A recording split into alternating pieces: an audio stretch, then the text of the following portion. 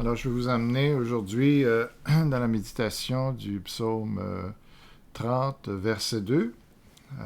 Ça dit ceci: Je proclame ta grandeur, Éternel, car tu m'as relevé.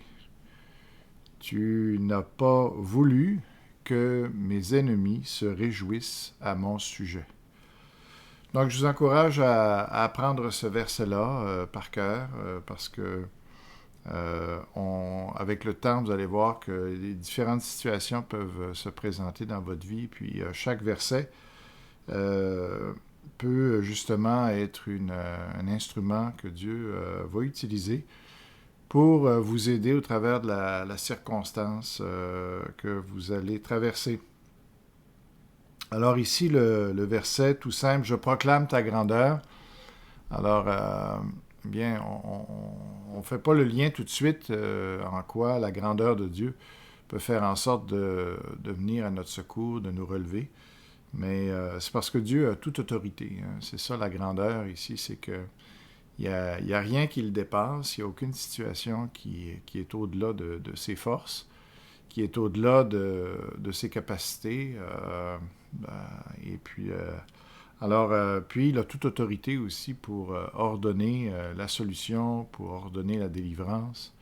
Donc, on a tout intérêt dans nos difficultés à se tourner vers Dieu et puis justement à demander cette délivrance-là, demander ce qui vienne à notre secours, et il va pouvoir le faire. La grandeur de Dieu fait en sorte que de toute situation, il peut nous sortir.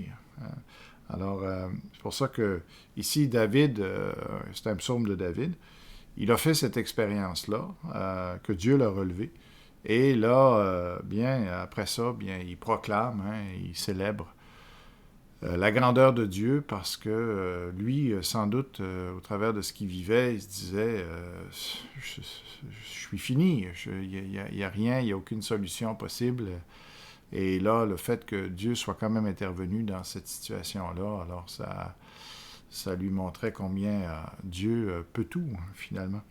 Alors il dit: Je proclame ta grandeur éternelle, car tu m'as relevé. Alors, donc, relevé, ça veut dire qu'il a chuté, hein, qu'il était à terre, hein, finalement, qu'il était tombé. Alors, quand on connaît la vie de David, il avait une vie qui est vraiment pas facile parce que, bon, il était roi.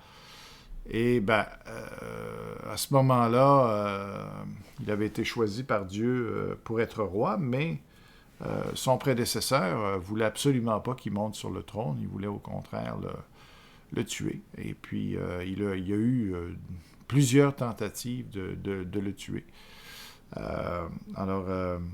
Donc, David était dans une situation qui était extrême, là, ici, où finalement, c'était sa vie qui était menacée.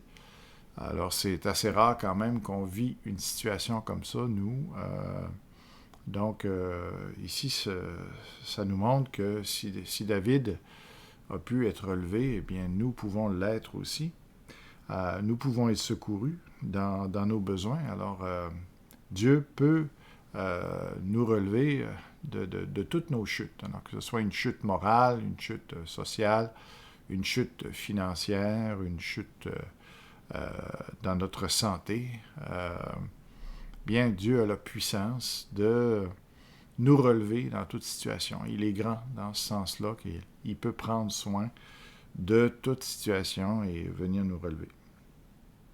Alors après, il dit: Tu n'as pas voulu que mes ennemis se réjouissent à mon sujet. Alors, quand on est en position d'autorité, quand on a, on a une certaine gloire, une certaine grandeur dans ce monde, eh bien, il ne manque pas de gens pour nous jalouser, pour envier notre position, et ça crée des ennemis. Hein. C'est ça. Alors, les gens sont jaloux, les gens sont envieux.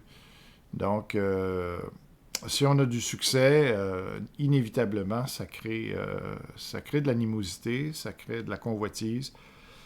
Alors, mais ici, c'est intéressant de voir que, bon, Dieu est conscient qu'on a des ennemis qu'il y aura des gens qui vont vouloir nous mettre à terre, finalement, nous atteindre, mais ce qui est ici, c'est intéressant, il dit, tu n'as pas voulu que mes ennemis se réjouissent à mon sujet. Alors, Dieu n'aime pas quand on rit des autres, il n'aime pas quand on rit de ses enfants. Si nous, on n'aime pas ça, que les gens se moquent de nous, bien Dieu non plus n'aime pas ça. Et puis, donc, on sait que Dieu va aussi travailler pour que, finalement, ceux qui riaient de nous ne rient plus. Et puis, on ne leur souhaite pas de mal aux gens, mais Dieu a à cœur ses enfants.